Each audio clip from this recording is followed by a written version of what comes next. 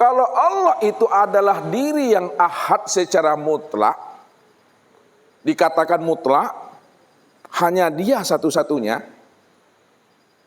Pertanyaannya, kalau Allah itu adalah diri yang mutlak, hanya dia satu-satunya, mampukah Bapak Ibu menemui sesuatu selain Allah pada seisi alam ini?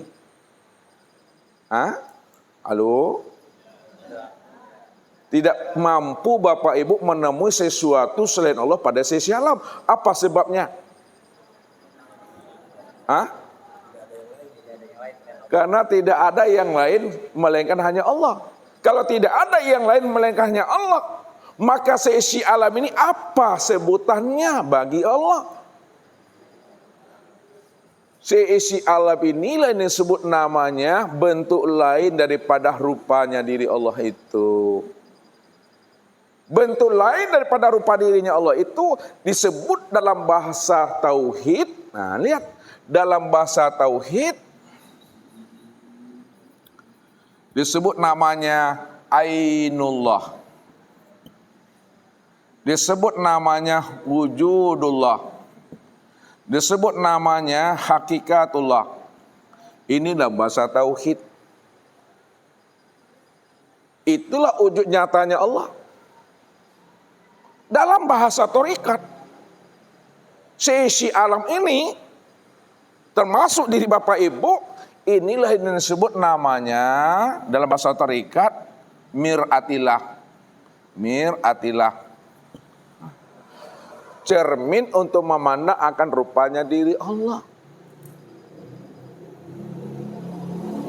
Dalam bahasa syariat, alam ini, sesuatu ini dalam bahasa syariat, ini disebut namanya makhluk. Makhluk Allah. Ini disebut namanya hamba Allah. Ini disebut namanya dengan alam.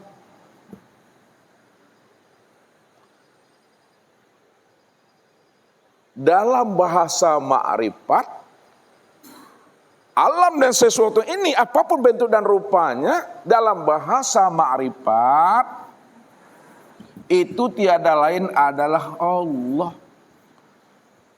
Masih halus bahasanya, tiada lain adalah Allah. Makna yang sebenarnya Allah lah itu dah.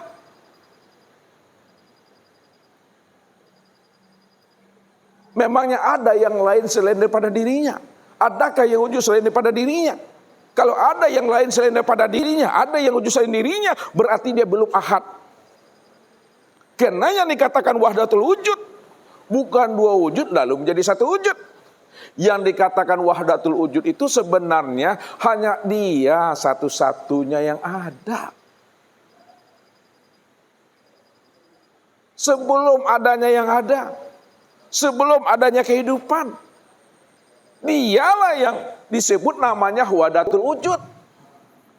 Wahdatul wujud. Hanya dia cuma satu-satunya yang ada. Kalau dia cuma satu-satunya yang ada, maka segala yang ada inilah yang disebut namanya nyatanya Allah itu. Wujudnya Allah itu, cerminnya Allah. Bahasa syariatnya ini yang disebut namanya makhluknya Allah atau disebut alam. Alam itu maknanya alamat. Alam itu maknanya alamat untuk memandang, melihat dan menyaksikan wujud nyatanya Allah. Akan tetapi alamat untuk memandang wujud nyatanya Allah itu, inilah yang disebut namanya dengan insan, Bapak Ibu. Disitulah kita wajib mengenali siapa sebenarnya diri kita ini yang sesungguhnya. Kalau kita sudah mengenal akan hakikat sejati diri kita yang sebenar-benarnya, rupanya Allah yang kita cari, Allah yang kita temui selama ini itu tiada lain, sudah nyata pada diri sendiri. Namun diri sendiri bukanlah diri Bapak Ibu, akan tetapi diri sendiri itulah nyatanya akan wujud diri Allah. Maka disitulah Rasul berpesan, man arafallah fahuwallah.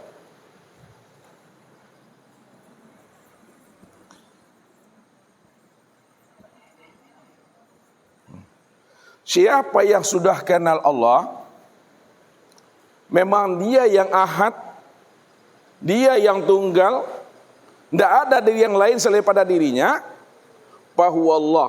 Maka yang tunggal, yang ahad, yang esa itu memang dia.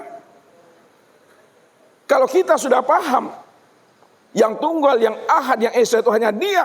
Man arafallah kala lisanahu. Man arafallah kala lisanahu. Siapa yang sudah mengenal Allah, yang tunggal dia, yang awal dia, yang akhir dia, yang zahir dan batin dia, kala lisanahu, keluhlah lidah Bapak Ibu lagi. Kata yang tiada terkatakan, sesuatu yang sudah terang, sesuatu yang telah jelas, sesuatu yang telah wujud, diterangkan juga lagi, dibahas juga lagi, makin tak jelas lagi maknanya. Kenapa makin tidak jelas lagi maknanya? Lain yang disebut, lain pula nanti yang ditunjuk. Apa contohnya? Ini kota apa namanya Bapak Ibu? Tempat kita ngaji ini kota apa? Bogor ya? Gunung Sindur. Nah, Ustaz mau nanya, Gunung Sindur itu di Bogor ya? Ya. Pertanyaan Ustaz sama Bapak Ibu, coba beritahu sama Ustaz. Ustaz tidak paham nih Bapak Ibu. Tunjuki sama Ustaz, mana yang dikatakan Gunung Sindur itu Bapak Ibu. Bapak Ibu kan tidak paham Gunung Sindur tuh. Coba kasih tahu sama Ustaz, terangkan sama Ustaz Gunung Sindur tuh yang mana. Itulah yang membuat panding aku tuh. Kalau Bapak Ibu udah paham Gunung Sindur itu di mana, kita duduk di sini. Bapak Ibu terangkan juga lagi sama Ustaz, Gunung Sindur itu ini Ustaz, nah ini karpet nih, dinding, akhirnya gini-gini lagi itu. Termasuk Bapak Ibu Gunung Sindur. Jadi kalau kita sudah paham Gunung Sindur, cukup dipandang, cukup dilihat, jangan disebut, jangan dijelaskan, apalagi ditunjuk-tunjuk. Dilihat boleh, dipandang boleh, dinikmati boleh, disebut jangan, apalagi ditunjuk-tunjuk Bapak Ibu. Lain yang ditunjuk, lain pula nanti yang disebut. Lain yang disebut, lain pula nanti yang tertunjuk. Makna yang sebenarnya, kalau Bapak Ibu sudah mengenal Allah dengan pengenalan yang sempurna zahir dan batin, karena dia cuma satu-satunya yang ada dan tidak ada di yang lain selain pada dirinya. Dia amat sangat terang dan jelas. Lalu Bapak terangkan dan Bapak Ibu jelaskan juga lagi, maka makin bingung Bapak Ibu itu. Tidak bisa lagi ditunjuk, tidak bisa lagi dijelaskan. Sebab apa? Lain nanti yang dijelaskan, lain pula nanti yang ditunjuk. Yang dimaksud Allah yang ditunjuk, tangan, kepala. Ini maksudnya. Kalau kita sudah mengenal Allah, sulit bagi kita untuk menerangkan tentang Allah. Makanya orang kasab, orang arif billah, sulit bagi dirinya menceritakan tentang Allah. Kenapa sulit bagi dirinya menceritakan tentang Allah? Sebab kalau disebut dengan kata-kata, berbeda maknanya nanti yang ditunjuk itu. Jadi cukup disadari, cukup dipahami, dipandang, dilihat, dan dinikmati. Jangan dijelaskan, apalagi ditunjuk-tunjuk. Disitulah kuncinya. Kesempurnaan orang arif billah, kesempurnaannya orang yang kasab, kesempurnaannya orang yang makrifat itu adalah kala lisanahu. Diam, berhentilah di situ lagi. Ini diam. Atau berhenti, atau bahasa Nabi keluh lidah, keluh lidah. Jangan dijelaskan juga lagi. Di sinilah Allah jelaskan kepada kita. Antakulu alallah ma la ta'lamun. Haram bagi kamu bercita tentang diriku, padahal kamu belum mengenal siapa aku yang sebenarnya. Orang yang mengenal Tuhan saja, tak bisa dia menerangkan tentang Tuhan. Apalagi yang belum kenal Tuhan, lalu dia bercerita tentang Allah.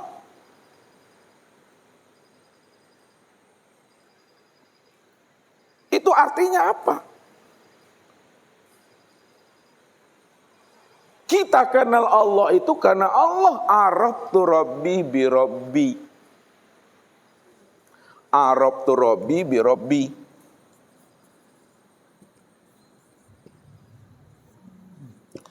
Aku kenal Allah karena Allah, aku kenal Tuhan itu karena Tuhan.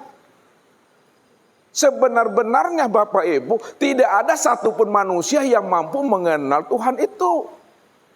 Walaupun Nabi, walaupun itu Rasul.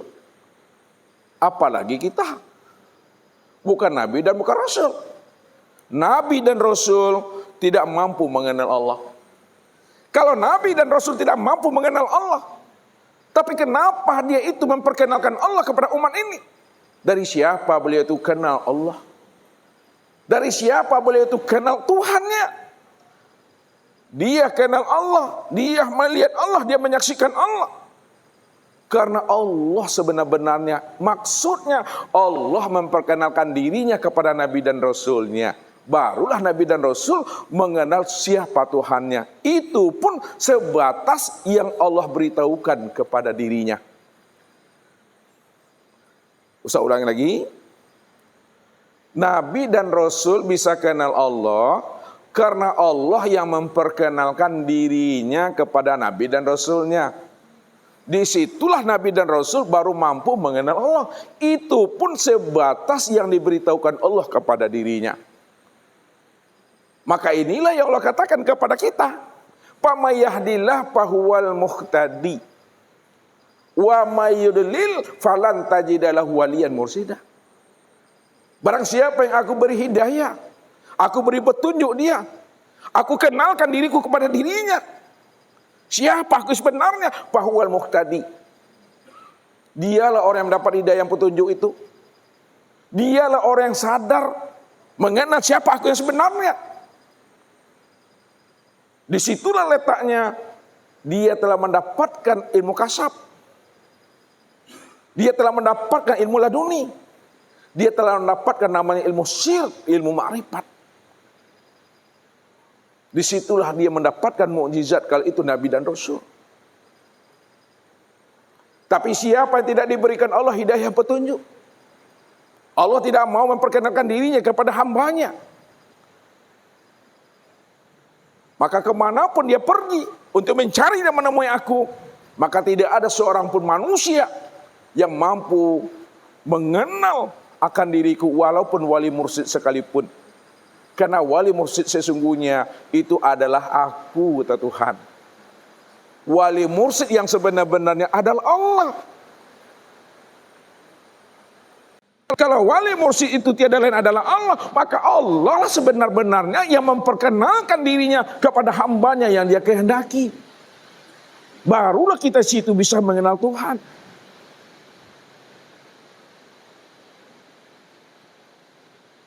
Setelah kita mengenal Tuhan, karena Tuhan telah memperkenalkan dirinya kepada kita, maka disitulah ada perintah, kenalkanlah diri Allah itu kepada hambanya yang belum mengenal akan Tuhannya.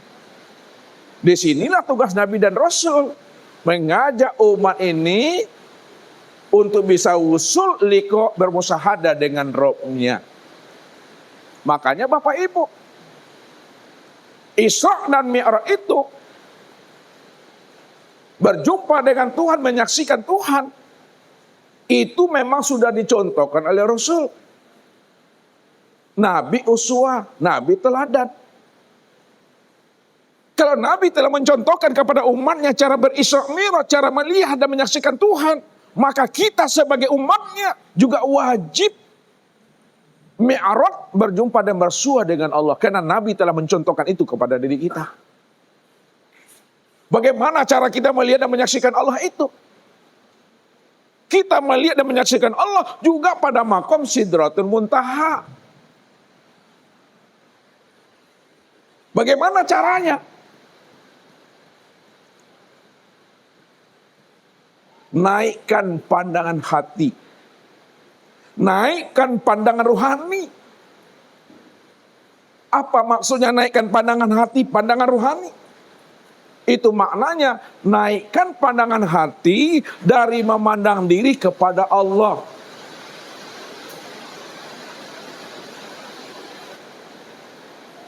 Makanya Mi'raj itu maknanya adalah naik.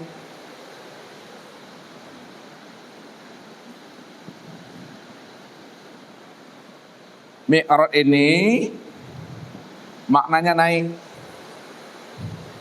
Apa maksudnya? Sebelum Mi'raj terpandang diri. Sebelum Mi'raj terpandang imam. Sebelum Mi'raj terpandang jamaah kiri kanan. Sebelum Mi'raj terpandang sejadah. Sebelum Mi'raj terpandang sesuatu. Sebelum Mi'raj terpandang alam. Sebelum.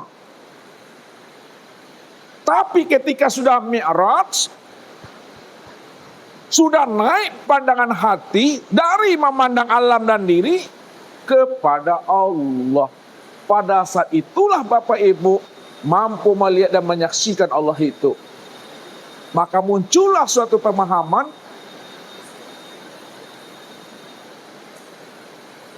melihat dan menyaksikan Allah itu.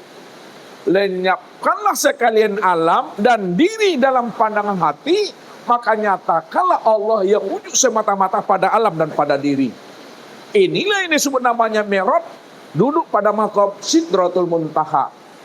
Naikkan pandangan hati dari memandang diri kepada Allah. Bahasa torikatnya, lenyapkan alam, hapuskan alam dalam pandangan hati, maka nyatakanlah Allah yang wujud pada alam dan sempurna pada diri. Itu yang Mi'raj. Disitulah rahasianya Bapak Ibu. Mi'raj setiap waktu, setiap menit, setiap detik, setiap harinya Bapak Ibu. Maka apa Rasul katakan kepada kita? Man talabal maula bi ghairi nafsi faqad dola dolalan ba'idah. Barang siapa yang mencari Tuhan, ingin menemui Allah, ingin berlikuk dengan Allah, lalu dicari dan ditemuinya Allah keluar daripada dirinya, faqad dola dolalan ba'idah, pasti dia berada pada kesesatan yang sangat jauh. Jadi mencari Allah, menemui Allah itu pada diri, jangan keluar diri. Kalau Bapak Ibu mencari Tuhan, ingin berjumpa Allah keluar diri, maka Bapak Ibu berada pada kesesatan yang sangat jauh Bapak Ibu. Makin jauh sesatnya kita.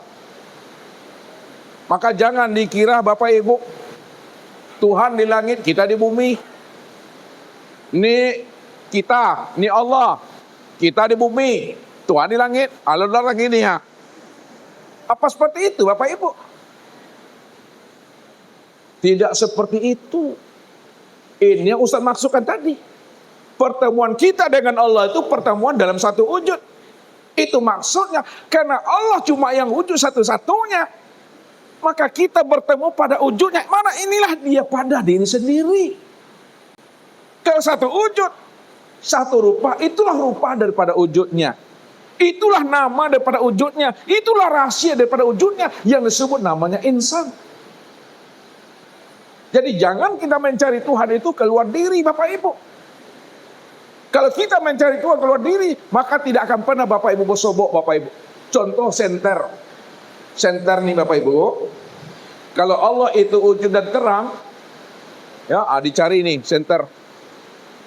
Mana nih di lubang-lubang semut pun di senter. Di senter kayak gua, tak bersobok. Tapi ketika mata senter ini dikembalinya, kaget kita, rupanya Allah itu terang di sini. Disitulah rahasianya.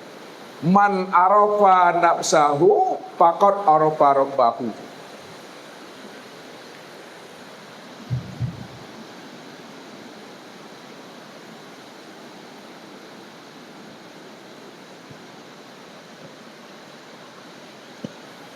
Man arafa nafsahu, siapa yang kenal dirinya, faqad arafa rabbahu, pasti dia kenal akan Robnya.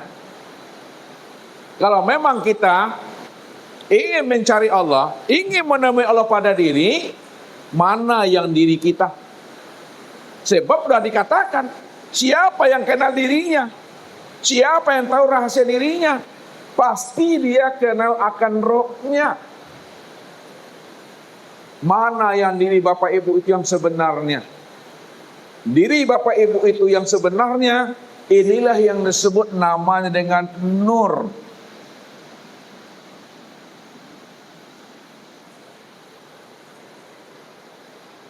Diri Bapak Ibu yang sebenarnya adalah nur. Kalau diberi nama, namanya Nur Muhammad. Siapa Nur Muhammad? Allah katakan, wa ja'alu lahu min ibadi juz'an, bahwa Nur Muhammad itu bahagian daripada diriku. Nur Muhammad itu tajali diriku. Dua sebutannya, dua dalam penyampaiannya, hakikatnya satu. Inilah disebut dalam bahasa kias, dua yang tiada berpisah, dua yang tiada bercerai. Kalau dua yang tiada berpisah dan dua yang tiada bercerai, itu maksudnya ahad. Kalau diambil kiasnya, kita ini ibarat satu titik saja dari sebuah lautan, Bapak Ibu.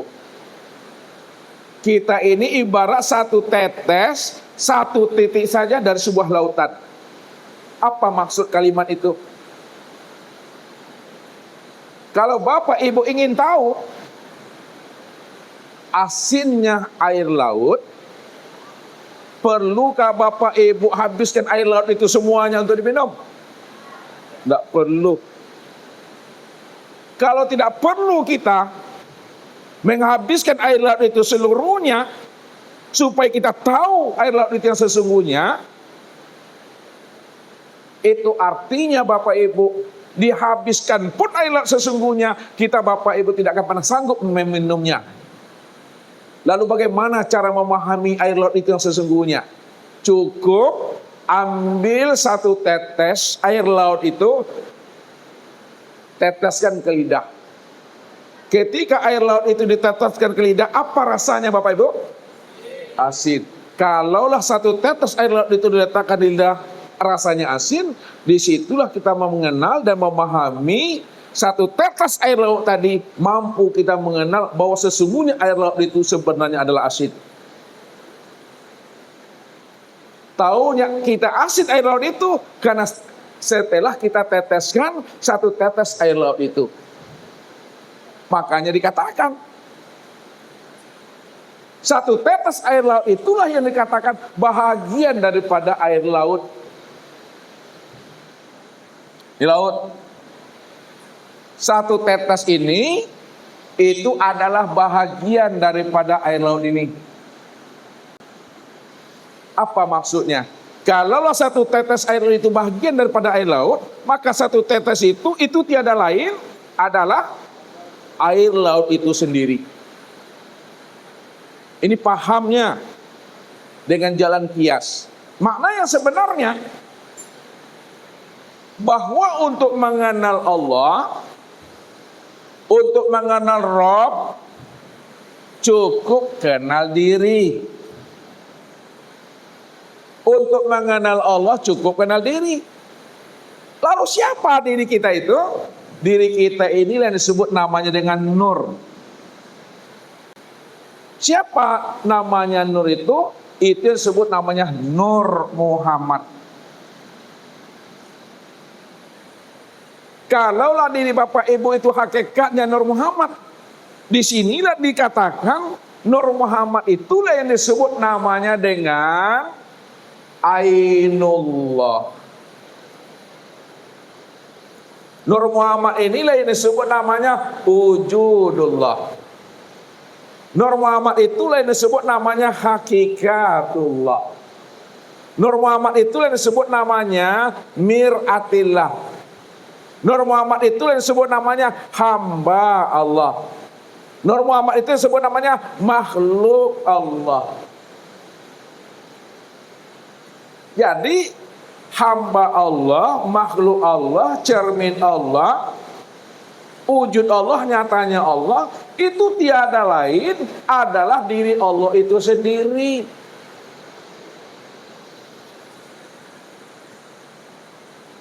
Itulah rahasianya. Muhammad itu adalah sifatku. Muhammad itulah kezohiranku. Kalaulah Muhammad itu adalah sifatku, akulah zatnya. Itu artinya Muhammad itulah sifat Allah, Allah itulah zatnya Muhammad. Muhammad itulah zohirnya Allah, Allah itulah batinnya Muhammad. Dua tiada berpisah. Dua tiada berpisah. Contoh,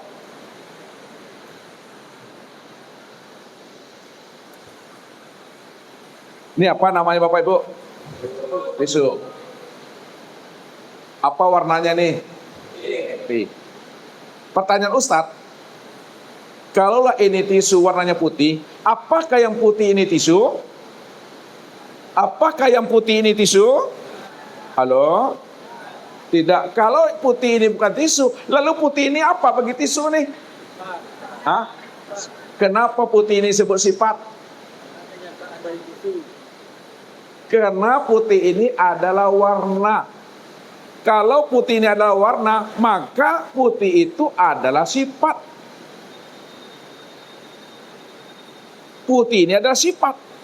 Kalaulah putih ini adalah sifat daripada tisu, ya, itu artinya tisu dengan putih, putih dengan tisu tidak pernah berpisah cerai dia. Berpisahkah tisu dengan putihnya? Tidak pernah.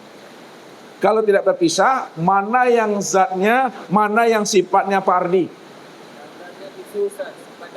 Itu dia. Zatnya adalah tisu, sifatnya adalah putih. Zat itulah yang bernama Allah, sifat itulah yang bernama Muhammad. Maka tidak berpisahlah Allah dengan Muhammad. Kalau tidak berpisah Allah dengan Muhammad, tidak bercerai Muhammad dengan Allah, maka Muhammad itu zohirnya Allah, Allah itu batinnya Muhammad. Muhammad itu sifatnya Allah, Allah itu zatnya Muhammad. Itulah maksudnya dua yang tidak berpisah itu. Nih. Jadi diri Bapak Ibu itu adalah nur. Sekarang mana yang nur itu pada diri Bapak Ibu? Yang dikatakan Nur Muhammad pada diri Bapak Ibu itu, itulah yang disebut namanya dengan sifat. Yang dikatakan Nur Muhammad pada diri Bapak Ibu itu adalah sifat. Mana yang dikatakan sifat pada diri Bapak Ibu itu, itulah yang disebut namanya dengan hayat. Apa itu hayat? Hidup. Setiap nama ada orangnya. Setiap sebutan ada wujudnya. Kalaulah Nur Muhammad itu adalah sifat, sifat itu adalah hayat, mana yang dikatakan hayat pada di Bapak Ibu? Yang dikatakan hayat pada di Bapak Ibu, itulah yang disebut namanya dengan ruh.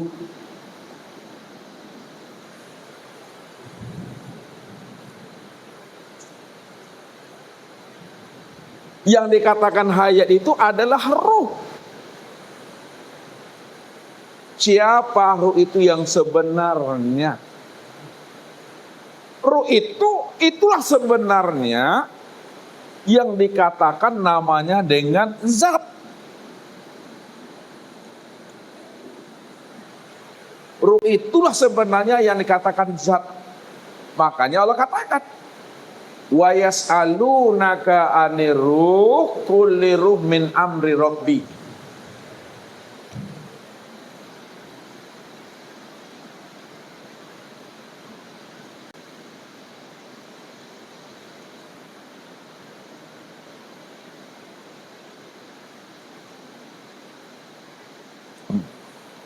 Wa yas'alunaka 'anir ruh.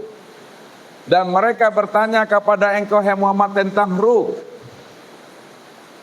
Katakanlah ya Muhammad bahwa ar-ruhu min amri rabbi. Ruh itu adalah urusan Tuhanku. Itu terjemah.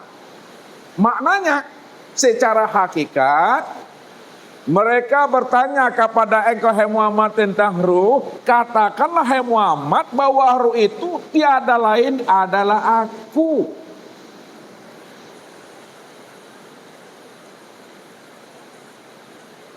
Kenapa dikatakan ruh itu tiada lain adalah aku? Ini yang zat ini aku. Karena ruh itu adalah sifatku. Wa sifatilah ghairi. Sifatku itu tiada lain ya aku itu. Yang hayat itu aku. Yang sama basar kalam ilmu qudar iradat aku itu. Di situlah Allah katakan wa fi anfusikum afala tubsirun.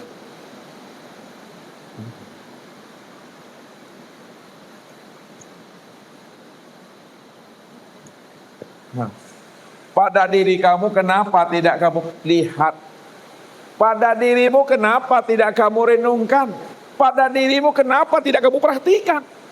Balil insanu ala nafsi basira. Kamukah sebenarnya yang melihat itu? Kamukah sebenarnya mendengar itu? Kamukah sebenarnya berkata itu kata Allah? Atau aku kata Allah? Kalau kita mau menilik ke dalam diri, mau kita menyentar ke dalam diri, disitulah kita menemui diri yang sejati itu tiada adalah zat. Itulah yang disebut namanya Allah. Siapa Allah itu? Allah itu adalah aku.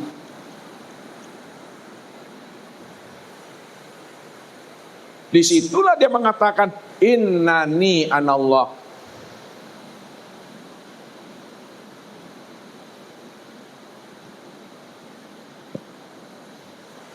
Sesungguhnya diriku bernama Allah. Tidak ada yang nyata, malaikat yang nyata itu hanya aku. Rupanya Bapak Ibu, sejatinya diri Bapak Ibu, seamalnya diri Bapak Ibu, sebenar-benarnya diri Bapak Ibu itu tiada lain adalah Allah itu sendiri. Itulah maksudnya man aropa nafsahu faqad aropa rabbahu. Siapa yang sudah kenal dirinya adalah Allah, faqad aropa rabbahu. Disitulah dia mengenal Tuhan. Karena yang Tuhan itu adalah Allah, itulah aku. Kalaulah Allah itu adalah aku, Allah yang beraku-aku dengan keakuannya, mana wujudnya? Wujudnya nia, keha. Inilah kesempurnaan memandang wujudnya. Ini juga adalah wujudnya. Maka dikatakan seisi alam ini apapun bentuk dan rupanya, inilah rahasia wujud Allah. Kalau ini rahasia wujud Allah, begini bentuk dan rupanya, apa namanya ibu-ibu? Sudah. Kalau ini rahasia wujud Allah, kalau begini bentuk dan rupanya, apa namanya? Kalau ini rahasia Allah, begini bentuk dan rupanya, apa namanya? Insan. Kalau ini adalah insan, begini bentuk dan rupanya, siapa nama insannya? Daniel.